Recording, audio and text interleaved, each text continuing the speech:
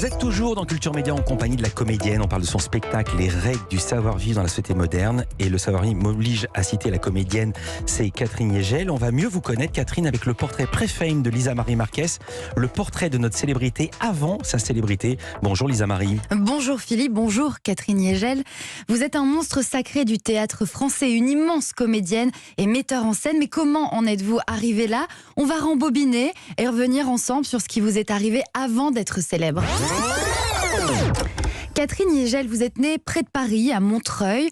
Votre père, Pierre Yegel, est une grande voix de la radio d'après-guerre, passionné de musique. Vous vivez une enfance heureuse, vous êtes la petite dernière d'une fratrie de 3.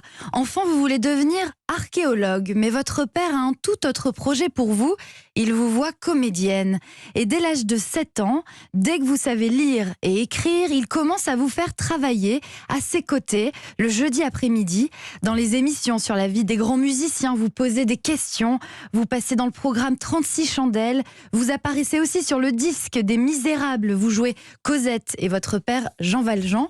Et votre rire d'enfant apparaît sur le tube Viens danser avec papa d'André Claveau. Valser. Valser avec papa d'André Claveau. On écoute un extrait. 1, 2, 3, 1, 2, 3, hop. Oh 1, 2, 3, 1, 2, 3, hop. Plus haut. Alors le son, allez, on s'amuse bien, hein. Oh, tu es belle, mon chéri. Quel effet ça vous fait d'entendre ce son? C'est-à-dire, ça me met tout de suite en mémoire le moment où je l'ai fait.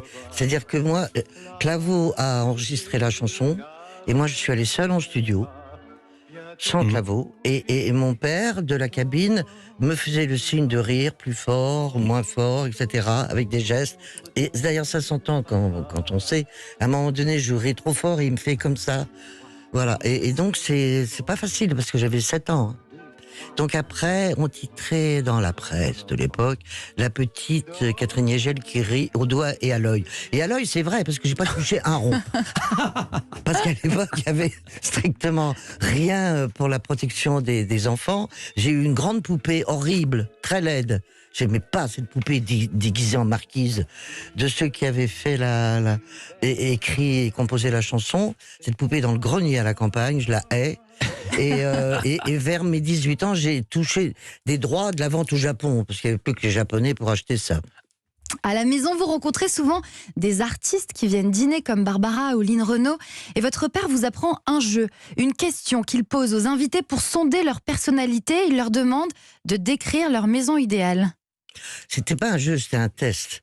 Mais il a jamais voulu le faire sur ses enfants. D'abord parce qu'il nous connaissait trop. C'est un test. Ouais. Alors je l'ai appris et je m'amuse souvent à le faire à mes amis. C'est un test où on demande de décrire la maison de ses rêves et puis après de décrire une coupe, une clé. Enfin, je sais pas, ça va être très long. Là, évidemment, on a envie de savoir si votre maison idéale, c'est la Comédie Française.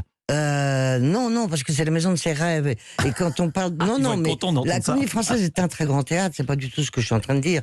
Mais si on dit la maison de vos rêves, ouais. Je sais pas, vous imaginez, je sais pas, qu'est-ce que vous imaginez vous? Moi, une petite maison au bord de l'eau, sur le lac de Genève. Voilà. Alors, je peux vous dire tout de suite que l'eau, c'est un signe de pureté. Ah ben voilà, merci beaucoup. Je suis content de l'apprendre. Catherine Yegel, vous arrêtez l'école en seconde pour devenir comédienne. Vous venez pourtant d'obtenir un prix de mathématiques, mais votre papa vous dit depuis des années arrête d'aller à l'école, ça ne sert à rien. Ce qui est assez étonnant. Normalement, on entend l'opposé.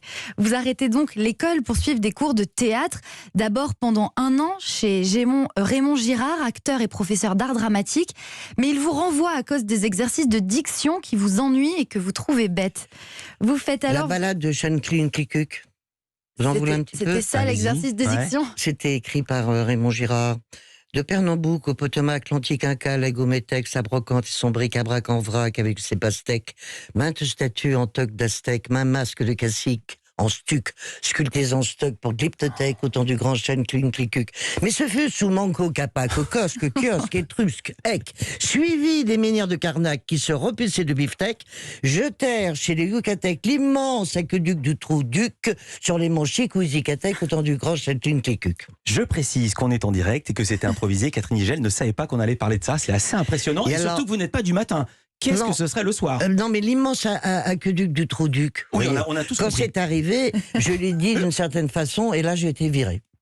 Vous faites alors vos débuts dans Fleurs de cactus de Barillet et Grédy et vous comprenez une chose. Faire rire demande un engagement total. Vous devez jouer une semaine et vous faites finalement 600 représentations. Catherine Yegel, vous entrez ensuite au conservatoire. Vous êtes élève et pendant vos études totalement incroyables, vous avez failli non pas devenir comédienne, mais femme de boucher. Lorsqu'un garçon boucher des Halles tombe follement amoureux de vous et vous demande votre main. Non, attendez, j'étais déjà à la Comédie Française. Ouais. Ah, Non, mais vous c'était avez vraiment vous avez failli être à la caisse, à la boucherie alors? Non, j'ai pas fait. Il m'a fait très peur. Moi, il y avait plein de bistrots à ce moment-là au Halles, et pendant 1 an, je suis pas allé au Halles. Parce que j'avais Pour peur de le l'éviter. croiser. Mais non, c'est pas ça, mais il est tombé. Un coup de foudre, un boucher, mais voyez Mais le... non réciproque. Ah ben non. C'est-à-dire, j'avais une petite voiture, et puis j'allais répéter à la Comédie Française, et puis j'ai crevé devant les Halles qui étaient en activité. Et les découpeurs, vous voyez, c'est Bien sûr, je les vois types très qui bien. ont des demi-bœufs sur l'épaule, etc. Ils m'ont vu mettre ma voiture, ils m'ont dit, bon, on va vous changer la roue. Je dis, mais non, je peux pas. Et laissez-moi vos clés, j'ai laissé mes clés, puis je les ai retrouvées au café après ma répétition. Ils avaient changé la roue, donc je leur paye un coup, ce qui est la moindre des choses, je dis merci. Et là, ils me font, oh, mais vous en sortirez pas comme ça, vous venez déjeuner avec moi.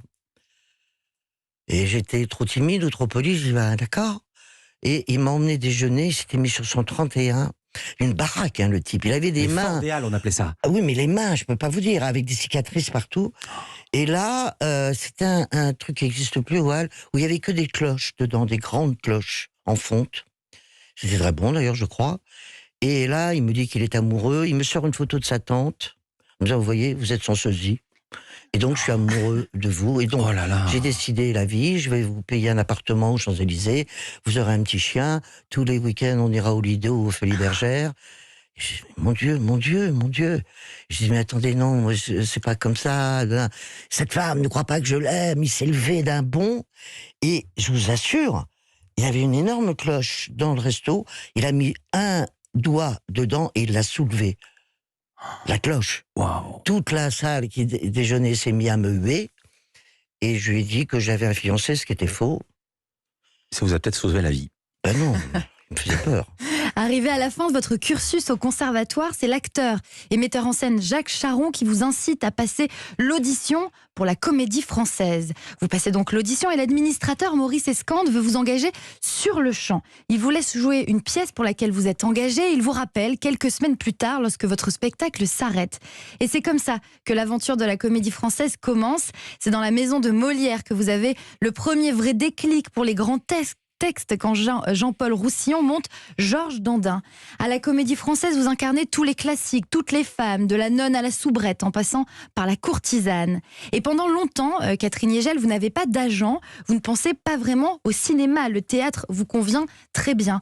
Mais lorsqu'Étienne Châtiez réalise son premier film et qu'il rencontre des difficultés avec l'actrice qu'il a choisie initialement, il demande à l'agent Dominique Besnéard de lui trouver une autre actrice. Et Dominique Besnéard donne votre nom. Il vous a trouvé génial à la première de votre pièce Quai Ouest à Nanterre. Et c'est comme ça qu'un dimanche matin, on vous apporte les textes de La vie est un long fleuve tranquille. La suite, on la connaît. Et moi, je m'arrête là. Bah voilà. Merci beaucoup Lisa Marie, merci pour ces anecdotes que je connaissais pas du tout. Ah, le boucher, oui, il doit être mort. Dingue. Et à propos, La vie est un long fleuve tranquille, et vous dites que ce rôle vous poursuit encore. Il y a encore des gens qui vous arrêtent dans la rue, vous les racontez pour demander gentiment, pardon madame, c'est pas vous la salope? Si, oui. Et je réponds oui, bien sûr, mais non, mais ça me rassure parce que j'en suis à 3 générations au moins. Ouais. Alors je me dis ça va, j'ai encore, je sais pas, en suivant les pointillés, on me reconnaît encore, quoi. On vous reconnaît très très bien. Catherine Yegel, c'est la voix qui a changé un tout petit peu. Culture Média continue. Merci beaucoup Lisa Marie.